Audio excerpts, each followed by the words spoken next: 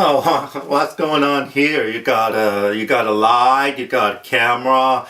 Are we making a Hollywood movie? Anyway, I don't know what's going on right now, but you guys probably expecting Dan Jensen from a talking movie show. So instead, I'm gonna get him to tell you about a movie called The Disaster Artist. But I don't know, maybe he's too chicken to come and do the review. He's a little chicken. Cheep, cheep, cheep, cheep, cheep, cheep, cheep. Okay, I'll put him on now, so bye.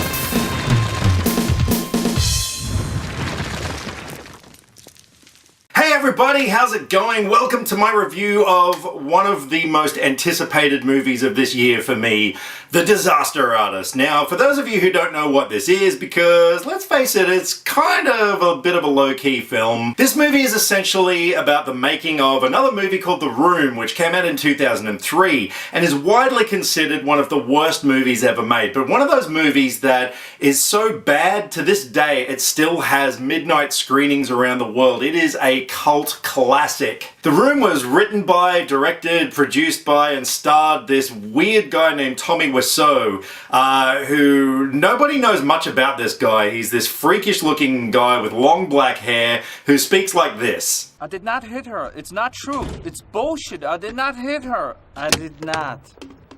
Oh, hi, Mark. And Greg Sestero, the co-star of The Room, who played the best friend character, he wrote a book called The Disaster Artist a few years back about the making of The Room, and it was such a fascinating read. I mean, this movie was just such a train wreck to watch, but when you read about what went on behind the scenes, it was fascinating, and it just made the actual movie itself even more intriguing. So naturally, being a big fan, I have been counting down the days till I got to see this film, and got a chance to see it last night. And oh my god, it was so good. I mean, my anticipation level was pretty high going into this thing, but it delivered what I'm just gonna flat out come right out now and say is my favorite movie of this year. So The Disaster Artist was directed by James Franco, who also plays Tommy Wiseau, and it tells the story of the friendship between Tommy Wiseau and Greg Sestero, as well as telling you the story of the making of The Room, which is one thing to read about it, but when you see it reenacted, oh man, it was hilarious. This movie is so funny. And let me just start by saying that if you haven't seen The Room, which I know there's a lot of people who haven't seen it, you can still appreciate this movie, and it's just going to make you want to see The Room so badly. But for those of you who have seen The Room and love it, this is an essential companion piece. Like, I can't imagine now watching one without the other. It's going to be like you have to have a double feature night with these two movies. Everything about The Disaster Artist was just flawless. The pacing, the editing, the script was incredible. Like I said, there were so many funny moments that whether or not they actually happen in real life, I mean, Tommy Wiseau has gone and said that this movie is 40% true.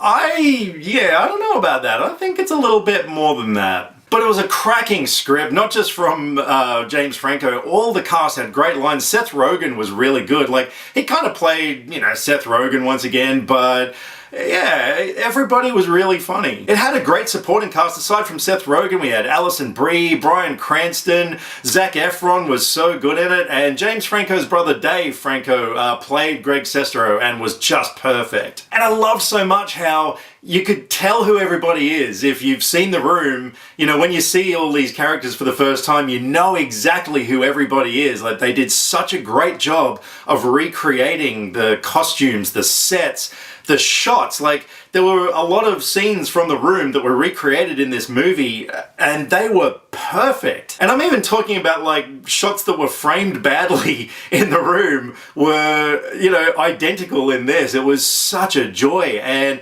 towards the end of the film, like right near the end, there was like a side-by-side comparison of the scenes from The Room with the recreated scenes, and oh my god, it was so much fun. And that's the thing with this movie, it was fun. I mean, you're going to appreciate it more if you've seen The Room. I really do believe that. But yeah, I went with one of my closest friends in the whole wide world, and she is one of the biggest fans of The Room. I swear she's seen it more than I have. And both of us were just gobsmacked by how much fun it was. And I've got to talk about James Franco's portrayal of Tommy Wiseau. Tommy Wiseau cannot be an easy character to replicate. That accent is so difficult to get it right. You know, his face, he's got like a lazy left eye, and I've seen a lot of impressions before.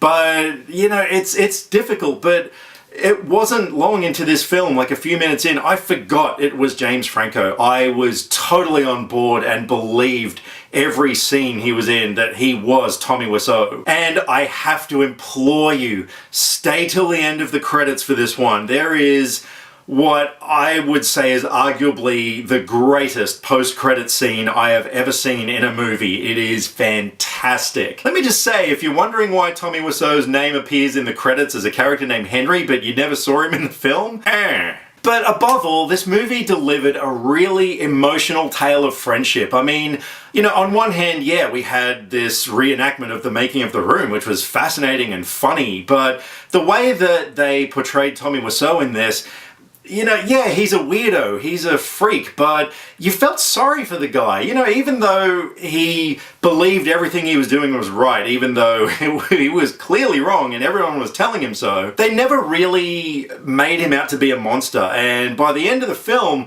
when he has his big premiere of his movie, and let's just say things don't go how he wanted them to, you felt genuine sympathy for this guy, and it was touching. I'm not gonna lie, I kind of got misty-eyed towards the end. So guys, you've got to see this movie. Like I said, if you haven't seen The Room, don't worry about it. Go and see this. It's going to make perfect sense, especially when you realize that this whole thing is a true story. And it is going to make you want to see The Room so badly, I promise you that. But if you have seen The Room, I know you're going to see this movie. You have to. So like I said, guys, this is my favorite movie of 2017 so far. The only one on the horizon that I can kind of see might dethrone it is The Last Jedi, but I don't know. I mean, this movie, I was smiling the entire runtime from the very beginning to the very end.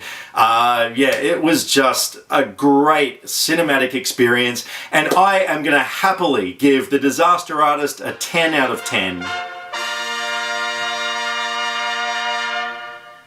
So I realize this movie doesn't open for a little while. It comes out on December the 7th, so yeah, I got it a little bit early with this one, but guys, look, if you have seen it, let me know what you think, or if you're going to go and see it, come back to this review, drop me some comments. I'd love to know what you guys thought about it. And I'd love to know what you thought about it if you haven't actually seen The Room, because, yeah, I'm just kind of interested to get some opinions from people who haven't seen that. So thank you for taking the time to watch my review of The Disaster Artist. If you haven't already, make sure you click that subscribe button, because I love subscribers, I collect them, or something.